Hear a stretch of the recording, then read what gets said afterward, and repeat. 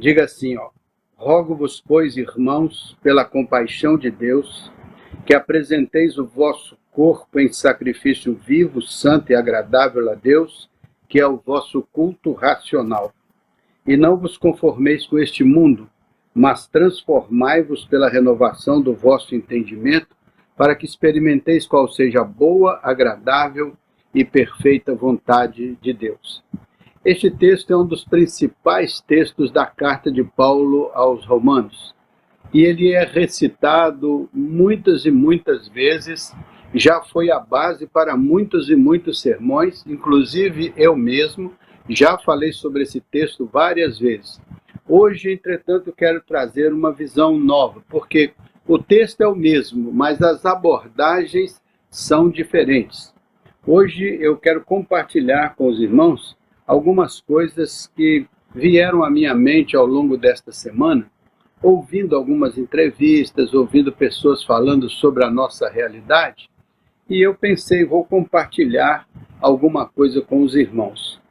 O texto de Paulo é dirigido aos romanos. Os romanos formavam a igreja lá, que Paulo instituiu, e ele cuidava dessa igreja com um carinho muito grande, porque era uma igreja muito importante, por ela estar num centro especial e de grande desenvolvimento.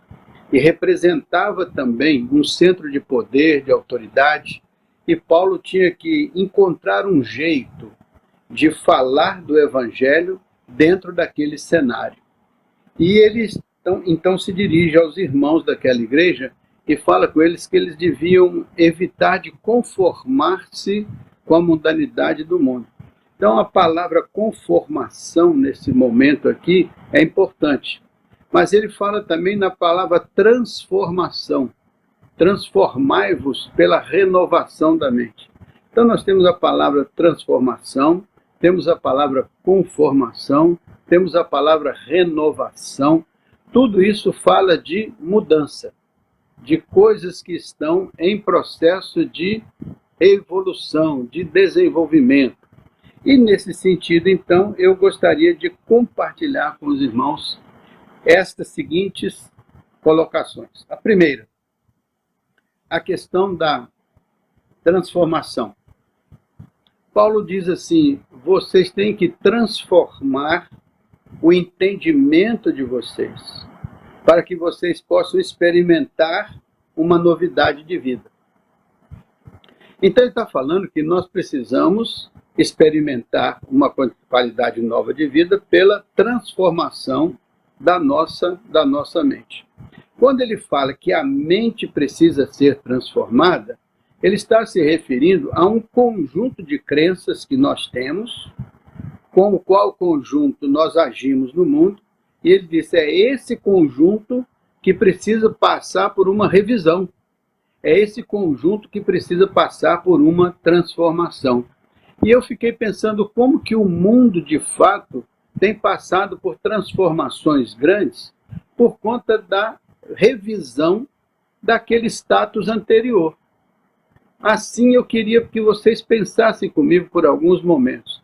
Você já imaginou a transformação que o mundo teve quando eles conseguiram construir a roda? Vocês ouviram falar em roda? Pneu de um carro, uma roda? Imagine que o mundo vivia sem roda. E num determinado momento inventaram a roda. Vocês acham que isso foi uma coisa acidental, comum, que não teve menor diferença no mundo? Ou vocês acham que a partir da roda o mundo sofreu uma profunda transformação? É bem verdade que o mundo sofreu uma profunda transformação só por esse detalhe. Tudo que era carregado nos ombros, tudo que era carregado nas padiolas, tudo que era carregado com a força bruta, foi muito facilitado por conta da invenção da roda. Porque agora eles podiam colocar sobre determinada plataforma e com as rodas eles empurravam e eles exerciam menos força e mais produtividade. Podiam fazer o transporte de mais peso com menos esforço. Então isso mudou a maneira das pessoas pensarem o trabalho, pensarem o transporte, né? E hoje nós temos aí um avanço tremendo nos transportes.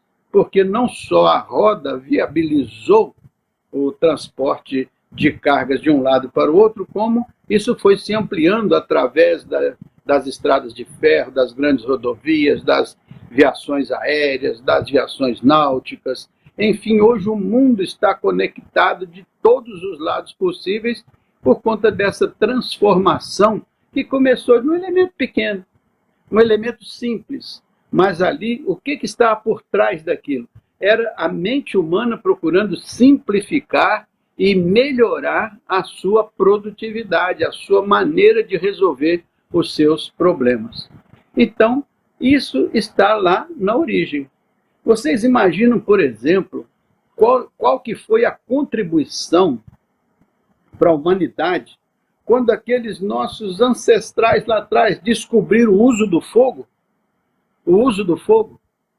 Como que foi o uso do fogo influenciando a nossa geração, a nossa humanidade? Hoje você vê o fogo como uma coisa simples, mas imagine lá atrás como que foi importante aquela transformação do entendimento à luz dessa descoberta que foi o uso do fogo.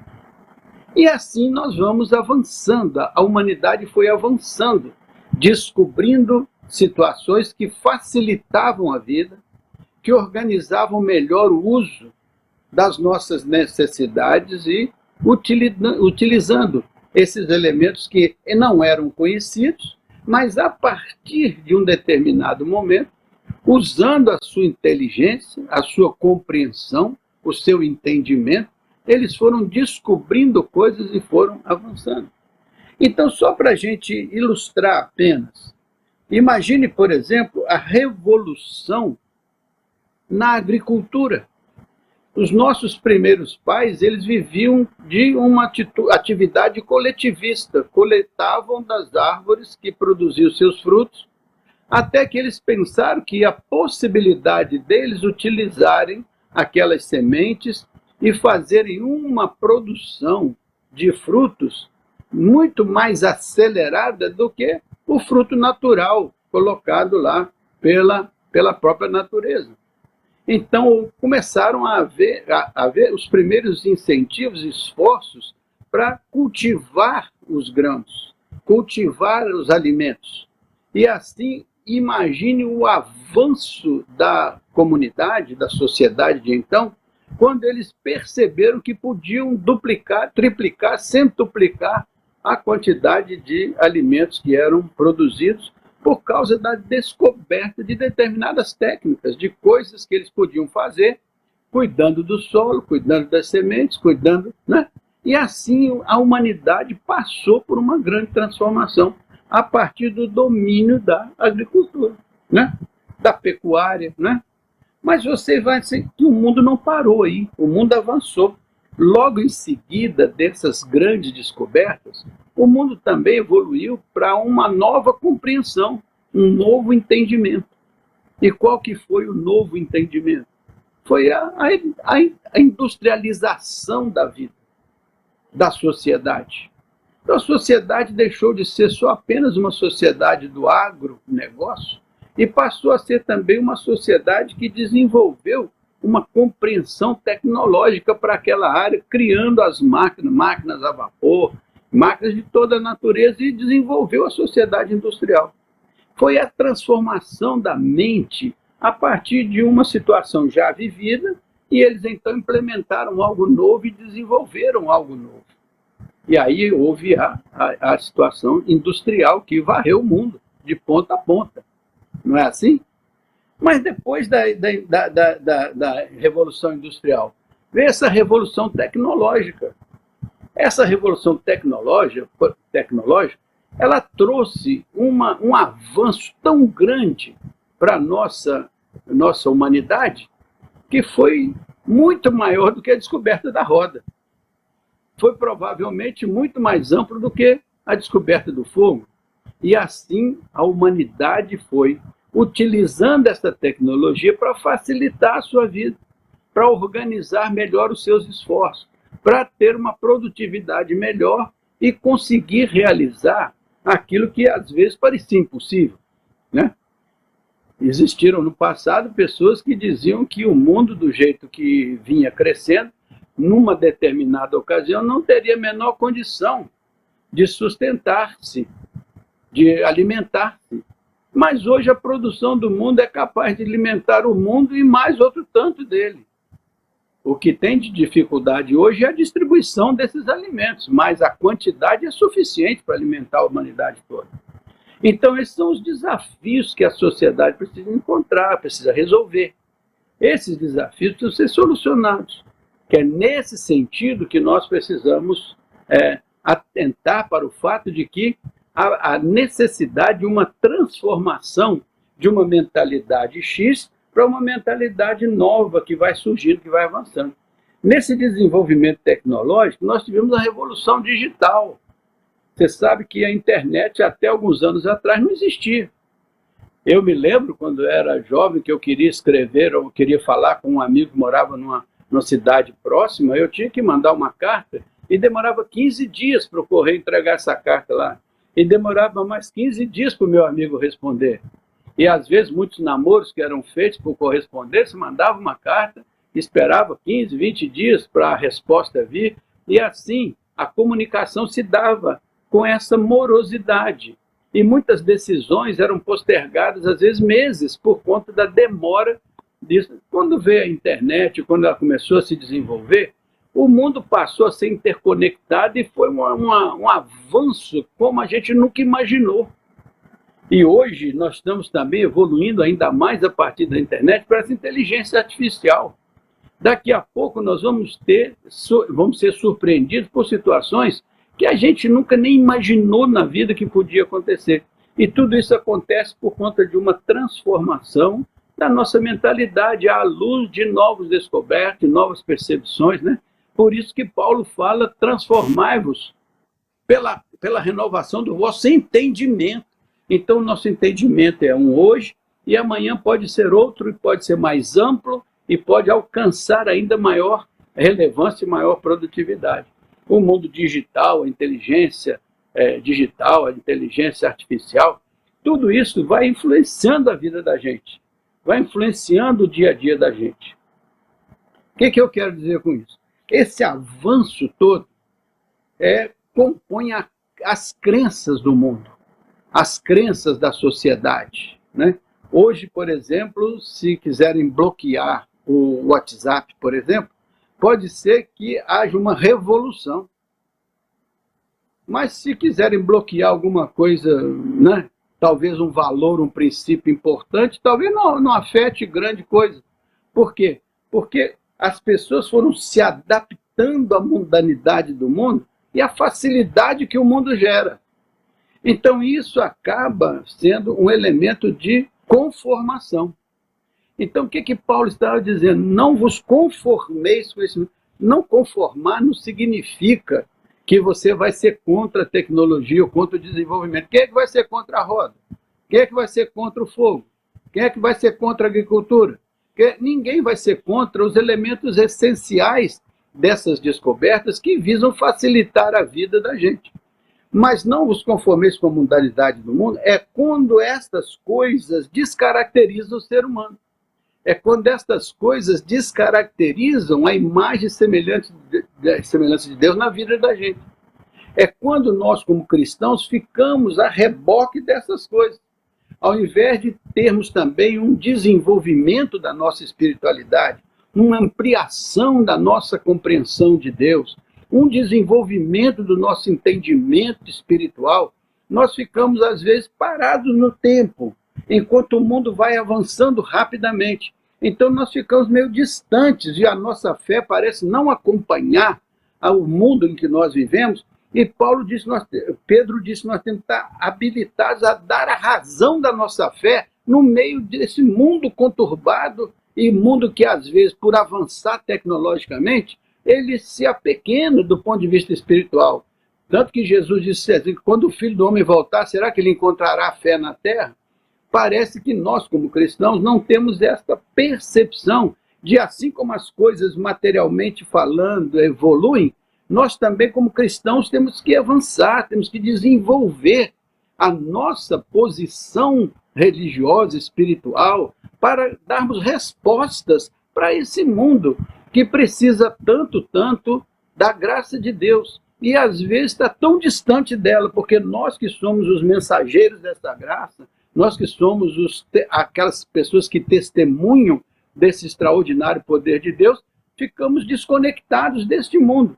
Então, o desafio hoje é como Paulo diz, não vos conformeis com a mundanidade deste mundo que exclui o divino, que exclui Deus, porque endeusa a tecnologia, endeusa a inteligência artificial. E nós, por exemplo, podemos acabar nos acomodando a isso, entendendo até que a nossa fé não tem uma relevância tão grande num mundo tão desenvolvido tecnologicamente. Mas não é assim, porque Deus tem o interesse de entrar na história da humanidade para mostrar o amor dele, a fim de resgatar a nossa compreensão, o nosso entendimento da presença dele, do propósito dele na vida humana, a fim de que nós não deixemos que o que é tecnológico ocupe o lugar de Deus na nossa vida, substitua as nossas necessidades por outras invenções tecnológicas, e o que é divino fica deixado de lado. E o que é importante no divino? Não é a tecnologia religiosa, não é disso que eu estou falando. Eu estou falando de relacionamento. Porque quando Paulo diz, não vos conformeis com a mundanidade desse mundo, mas transformai pela renovação da mente, para que experimenteis. Então, Paulo está dizendo, a fé deve ser um exercício de experimentação, deve ser uma experiência com o projeto e o propósito de Deus, para que o projeto e o propósito de Deus façam sentido para essa geração, para as pessoas desse tempo, a fim de que o evangelho não seja algo anacrônico, mas algo sincrônico com esse mundo. Então eu fiquei pensando, nós precisamos parar um pouco, como igreja, como crentes, e pensar de que maneira nossas crenças espirituais podem marcar o projeto de Deus na vida das pessoas, na vida das famílias, na vida da igreja, na presente atualidade, na presente conjuntura. Porque uma coisa é certa, por mais que nós tenhamos tecnologia, por mais que nós tenhamos desenvolvimento na inteligência artificial, por mais que nós tenhamos essas coisas, nada disso exclui efetivamente a liderança de Deus no rumo da humanidade. Então nós temos que perceber que Deus está no controle e que nós somos instrumentos de Deus para clarear para nós mesmos e para as pessoas ao nosso redor o propósito de Deus, o projeto de Deus, que de fato é reconstruir na nossa mente, no nosso coração, a ideia de que há um amor existente na pessoa de Deus e que tal amor pode ser derramado em nossos corações. Então nós podemos ser pessoas altamente tecnológicas, mas precisamos ser pessoas intimamente, intrinsecamente amorosas. Porque essa é a essência de Deus. Deus é amor. Por isso que nós temos que verificar se as nossas crenças consideram o amor de Deus como elemento fundamental. Porque se nós não percebermos isso, pode acontecer da gente se desumanizar e se tecnologizar. Então é importante que nós aproveitemos todos os avanços da sociedade, do conhecimento, mas que nós não percamos de vista o amor de Deus, que excede todo entendimento, produzindo a paz de espírito. Porque é isso que está para a gente colocado para a gente refletir e pensar numa palavra dessa como Paulo. Não vos conformeis, não tome a forma da mundanidade. Não estou falando nada de pecado, de ética, nada disso. É de não deixarmos que o avanço da sociedade, tecnologicamente falando, exclua a nossa percepção da personalidade de Deus em contato com a nossa personalidade, gerando dentro de nós a espiritualidade que nos garante o equilíbrio emocional e espiritual no meio de transformações tão agigantadas. Por que eu estou falando isso? Porque recente eu estava ouvindo as pessoas dizendo que nessa pandemia começaram a ter uma outra visão de vida. E hospedei agora recente um pastor que até vai para o Canadá como um pastor, foi convidado por uma igreja canadense para ser um pastor lá, e ele está se preparando para essa partida. E durante um almoço nosso, ele conversando comigo, ele diz assim: rapaz, um colega meu lá, do Canadá, para onde eu vou, estava dizendo para mim que ele se surpreendeu com uma experiência lá. Qual foi a experiência? Ele diz assim: rapaz, ele frequenta sempre a biblioteca da cidade. E essa biblioteca sempre era vazia. Quase não tinha ninguém lá na biblioteca. E ele disse que durante a pandemia ele começou a perceber as pessoas indo para a biblioteca, procurando a biblioteca. E ele pensou assim: o que eles estão procurando na biblioteca? E ele começou a perceber que eles procuravam mais obras que tinham um cunho existencial, questões ligadas à vida, questões ligadas ao sentimento, às emoções. E ele começou a perceber que havia o surgimento de alguma religiosidade naquilo. E ele falou assim: olha, em tempos anteriores, sem pandemia, ninguém imaginava que essas pessoas iam estar pensando em espiritualidade. Mas agora, parece que essas pessoas tiveram o despertamento de que a vida é mais do que a tecnologia. A vida é mais ampla do que isso. Então a vida traz para nós um desafio. E ele disse assim: agora as pessoas começaram a incluir no raciocínio a ideia da morte. Porque a morte se aproximou muito e a tecnologia não tinha muito o que fazer. Tinha que inventar uma vacina, tinha que fazer isso, tinha que fazer aquilo, mas a morte não esperava por essa nossa disponibilidade de descobrir as coisas. Então, na iminente possibilidade de morrer e perder a vida, surgiu a ameaça, a sensação de impotência e de insegurança. Aí as pessoas começaram a voltar-se para o divino. Nessas circunstâncias, somente Deus. Mas não conheço Deus, não sei quem é Deus, não tenho relação com Deus. E aí surge o vácuo, o vazio. Porque as pessoas começam a ter uma necessidade, começam a perceber a sua fragilidade, mas não conhecem aquele que diz: vinde a mim todos vós que estáis cansados, oprimidos e sobrecarregados, e eu vos aliviarei. Não conhece. Então a igreja talvez precise passar por um avivamento, por um despertamento de saber que ela tem a mensagem da vida, porque nola foi dado pelo Senhor, o Pai de todas as luzes. O Senhor nos comissionou, nos enviou para que nós pudéssemos pregar esta mensagem, que não é uma mensagem religiosa, mas é uma mensagem profundamente existencial, que vai lá na raiz do ser e mostra para ele que estar em aliança com o Senhor é fundamental, porque em horas difíceis, ainda que eu ande pelo vale das sombras da morte, eu não temerei. Por quê? Por que eu não temo? Por que eu não tenho medo do futuro? Por que eu não tenho insegurança? Porque o Senhor está comigo. E eu sei que passando o vale das sombras da morte, a coisa continua. E continua na identidade que eu tenho com Ele. De modo que essa segurança traz para o abatido, o oprimido e o inseguro e o amedrontado com o futuro, traz para ele uma possibilidade de atravessar o vale das sombras da morte com esta segurança e esta estabilidade. Mas nós, como cristãos, talvez tenhamos perdido assim a ideia, o senso de urgência, o senso de importância do amor de Deus, da graça de Deus, da presença viva de Deus no meio dessa pandemia e no meio dessa tecnologia. Tecnologia e pandemia que acabaram se mostrando meio que conflitantes, porque a alta tecnologia das nossas vidas nos obrigou a ficar restritos, sem poder sair, sem poder andar, sem poder fazer isso e aquilo, porque nós éramos muito vulneráveis a algo invisível que nós não podíamos dominar nem controlar. Aí chega, então, a mão poderosa de Deus para nos dizer: vocês já passaram por situações como essa, passarão de novo, mas podem passar isso comigo ou sem estar comigo. Por isso que Paulo diz: vocês precisam transformar a mente para que vocês não se conformem com a tecnologia ou a mundanidade do mundo, não no sentido que você renegue isso, mas que você não se limite a isso, que você transcenda isso, sabendo que na transcendência está um Deus amoroso que pode dar a você a paz que excede todo entendimento, que guardará a mente e o coração. Por quê? Porque o que ele faz não é uma inteligência artificial, O que ele faz é muito real, é muito concreto, muito poderoso e muito pessoal.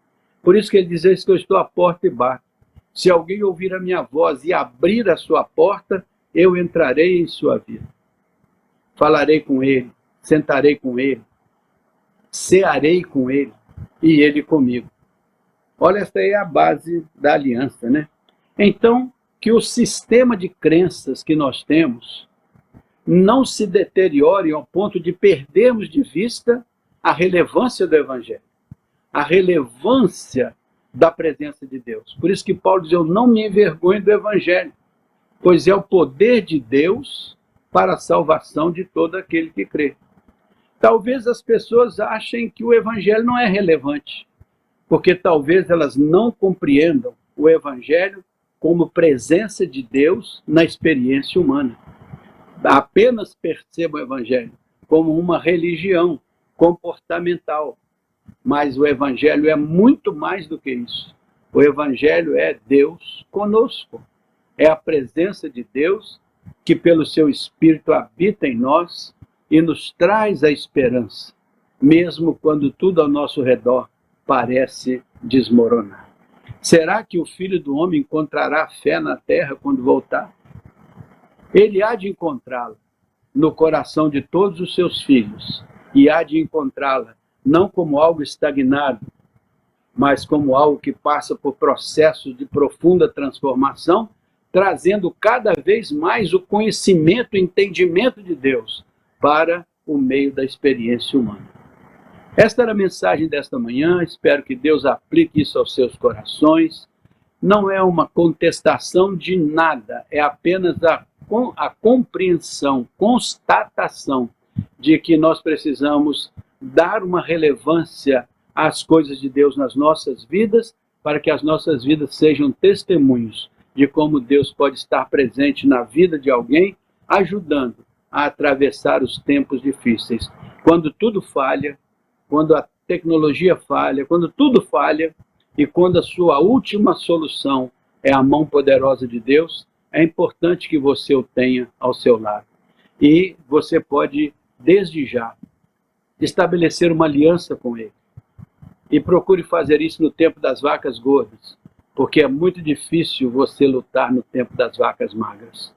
Hoje, quando tudo está bem, quando você tem oportunidade, conheça o Senhor, busque o Senhor, estabeleça com Ele uma aliança, e você vai experimentar um mundo novo, porque o Evangelho, de fato, é o poder de Deus para a salvação de todo aquele que crê. Deus abençoe. Vamos orar? Senhor, nosso Deus e nosso Pai, louvamos o Teu nome por conta de todas as bênçãos que o Senhor tem trazido sobre nós. Louvamos o Teu nome porque a presença do Senhor viva e eficaz dentro de cada um de nós nos anima em tempos difíceis. Pedimos, ó Deus, que o Senhor nos dê a humildade, o amor, a sensibilidade para ajudarmos na pregação da Tua palavra, na vivência da Tua igreja, na comunhão entre os crentes, a demonstrar uma presença viva do Espírito de Deus no meio de nós. Esta é a nossa oração, em nome de Jesus. Amém. Amém.